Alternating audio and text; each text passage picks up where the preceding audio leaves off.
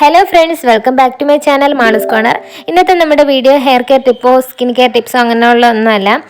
നമ്മുടെ കുഞ്ഞുങ്ങൾക്ക്, അതായത് സ്കൂളിൽ പോയി തുടങ്ങുന്ന കുഞ്ഞുങ്ങൾക്ക് പെട്ടെന്ന് കഫം വരാനും അതുവഴി ജലദോഷമൊക്കെ വരാനുള്ള സാധ്യത ഒരുപാട് കൂടുതലാണല്ലേ. നമുക്ക് എല്ലാ പ്രാവശ്യവും ഇംഗ്ലീഷ് മെഡിസിൻ വാങ്ങിച്ച് അവർക്ക് കൊടുക്കാനും ഒരു ബുദ്ധിമുട്ട് തോന്നും.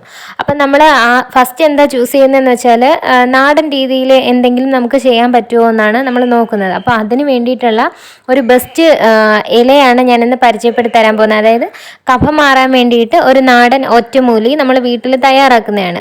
അപ്പോൾ അതിന് വേണ്ടിയിട്ട് ആദ്യം ആവശ്യം ഇതുപോലെയുള്ള പച്ചിലയാണ്.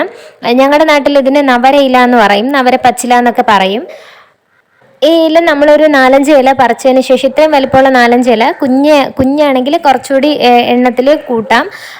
ഇല പറിച്ച് നന്നായിട്ട് വാഷ് ചെയ്തിട്ട് ഒന്ന് ടാപ്പ് ചെയ്തെടുക്കുക. അതിൻ്റെ ഈർപ്പം മാറ്റിയിട്ട് ഇതുപോലെ നമുക്ക് ഈ സാധാരണ മറ്റേ പുറത്തൊക്കെ ഉള്ള അടുപ്പുണ്ടല്ലോ, കരിയടുപ്പിൽ വച്ചിട്ടൊക്കെയാണ് ഇങ്ങനെ വാട്ടുന്നത്. ഇനി കരിയടുപ്പൊന്നും ഇല്ലാത്തവർക്കാണെങ്കിൽ ഇപ്പോൾ എല്ലാ വീട്ടിലും ഗ്യാസ് അല്ലേ, ഗ്യാസ് അടുപ്പല്ലേ, അപ്പോൾ ഇങ്ങനെ നമുക്കൊന്ന് വെച്ച് വാട്ടിയെടുക്കാം. ഈ ഇല വെച്ച് വാട്ടിയെടുക്കാം. പിന്നെ ഈ ഇല ഇതിൻ്റെ തണ്ടായാലും ഇതിൻ്റെ കമ്പായാലും കൊണ്ട് ഊന്നി വെച്ചാൽ പെട്ടെന്ന് വളർന്ന് കിട്ടുന്ന ഒന്നാണ് കേട്ടോ. അപ്പോൾ കുഞ്ഞുങ്ങളുള്ള വീട്ടിലൊക്കെ ഈ ഒരു ചെടി അത്യാവശ്യം എല്ലാവരും സൂക്ഷിക്കുന്നത് നല്ലതായിരിക്കും. ഇതിനെങ്ങനെ നന്നായിട്ട് വാട്ടിയെടുക്കുക. ഇനി ഇതിനെ നമ്മുടെ ഇംഗ്ലീഷിൽ Indian borage, country borage, French thyme, Indian mint, Mexican mint, Cuban oregano, soup mint, Spanish thyme എന്നൊക്കെ വെറൈറ്റി നെയിംസിൽ അറിയപ്പെടുന്ന ഒരു ഇലയാണിത്. മാത്രമല്ല ഔഷധ ഗുണങ്ങളും ഒരുപാട് അടങ്ങിയിട്ടുണ്ട്.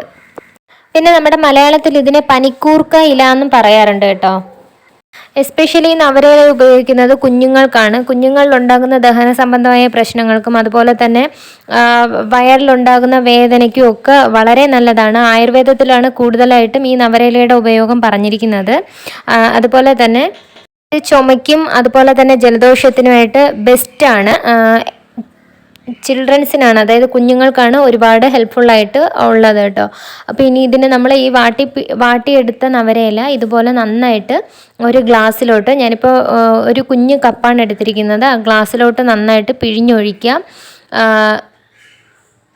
ഇത് നമ്മൾ എപ്പോഴാണ് കൊടുക്കേണ്ടതെന്ന് വെച്ചാൽ, ഈ കുഞ്ഞുങ്ങൾക്ക് ഇങ്ങനെയുള്ള കഫം ആയിട്ടുള്ള പ്രശ്നമൊക്കെ ഉള്ളപ്പോഴേക്കും നമ്മൾ ഓൾമോസ്റ്റ് ഒരു 7-8 മണിക്കകത്ത് പിള്ളേർക്ക് ഡിന്നറൊക്കെ കൊടുത്തു കഴിഞ്ഞിട്ട് ഒരു മണിക്കൂറൊക്കെ കഴിഞ്ഞ് നമുക്കിത് കൊടുക്കാം. 8 മണിക്ക് ശേഷം ഇങ്ങനെ കഫവും ബുദ്ധിമുട്ടുള്ള കുഞ്ഞുങ്ങൾക്ക് ആഹാരം കൊടുക്കാതിരിക്കുന്നതാണ് നല്ലത്. എത്രയും നേരത്തെ കൊടുക്കാൻ പറ്റും അത്രയും നേരത്തെ കൊടുത്ത് കിടത്തി ഉറക്കാൻ വേണ്ടിയിട്ട് ശ്രമിക്കാം. അപ്പം ഞാനിപ്പോൾ ഇതെല്ലാം പിഴിഞ്ഞെടുത്തിട്ടുണ്ട്. ഇനി നവരയില മാത്രമായിട്ട് പിഴിഞ്ഞു കൊടുക്കുമ്പോഴത്തേക്കും കുഞ്ഞുങ്ങൾക്ക് അതിൻ്റെ ആ ഒരു ടേസ്റ്റ് പിടിക്കത്തില്ല. അത് വലിയവർ തന്നെ ആ നവരയില മാത്രമായിട്ട് കുടിക്കുമ്പോഴും നമുക്ക് ഒരുമാതിരി തോന്നും. അപ്പോൾ അതിന് വേണ്ടിയിട്ട് ആ ഒരു ടേസ്റ്റിൽ ചെറിയൊരു ഇത് വരാനും പിന്നെ ഇതിൻ്റെ കൂടെ ഒന്ന് എഫക്റ്റ് കിട്ടാൻ വേണ്ടിയിട്ട് നമ്മൾ ചേർക്കുന്നത് നാടൻ തേനാണ്. ഇതിൻ്റെ അധികമൊന്നും വേണ്ട, ഒരു തുള്ളി അല്ലെങ്കിൽ ഒരു 2 തുള്ളി അത്രയും മാത്രം മതിയായിരിക്കും. കാരണം ആ ഒരു ടേസ്റ്റ് ഒന്ന് നമുക്ക് പിള്ളേർക്ക് കുടിക്കാൻ പരുവത്തിന് എടുക്കാൻ വേണ്ടിയിട്ടാണ്. അപ്പം നമ്മളിത് ഈ കുഞ്ഞുങ്ങൾക്ക് ആ ഒരു ജലദോഷത്തിൻ്റെ ഒരു ഇത് തുടങ്ങുമ്പോഴും തന്നെ നമ്മളിത് കൊടുത്തു നോക്കുക. രാത്രി ഇതുപോലെ കിടക്കുന്നതിന് മുന്നേ ആ വാട്ടിയെടുത്ത ഇല ആ ചെറിയ ചൂടോടെ തന്നെ ഇത് ഒഴിച്ചു കൊടുക്കുന്നതായിരിക്കും ഏറ്റവും ബെറ്റർ. പിന്നെ ഒരു കാര്യം ശ്രദ്ധിക്കുക, ചൂടിൻ്റെ കൂടെ നല്ല ചൂടിൻ്റെ കൂടെ തേന് മിക്സാക്കാൻ പാടില്ല. അപ്പോൾ ഇത് കുഞ്ഞുങ്ങൾക്ക് കൊടുത്തിട്ട് ഒന്ന് ട്രൈ ചെയ്ത് നോക്കുക. പിന്നെ നമ്മൾ ശ്രദ്ധിക്കാനുള്ള ഒരു കാര്യം എന്താണെന്ന് വെച്ചാൽ, കുഞ്ഞുങ്ങളെ ഒരു 4 മണിക്ക് ശേഷം ഒരിക്കലും തല കുളിപ്പിക്കാതിരിക്കുക. അതുപോലെ തന്നെ ഉറങ്ങുന്നതിന് മുന്നേ നേസൽ ഡ്രോപ്പ് എന്തെങ്കിലും കുഞ്ഞുങ്ങളുടെ മൂക്കിൽ ഇറ്റിച്ചു കൊടുക്കുക. പിന്നെ തല കുളിക്കുന്നതും തല കുളിക്കാതിരിക്കുന്നതൊക്കെ ഓരോരുത്തരുടെ ഇഷ്ടമാണ്. മാത്രമല്ല എല്ലാ കുഞ്ഞുങ്ങളുടെ ശരീരം ഒരുപോലെയല്ല. ചിലർക്ക് വൈകിട്ട് തല കുളിക്കുമ്പോഴത്തേക്ക് ആ തണുപ്പ് കുഞ്ഞുങ്ങൾക്ക് പിടിക്കത്തില്ല.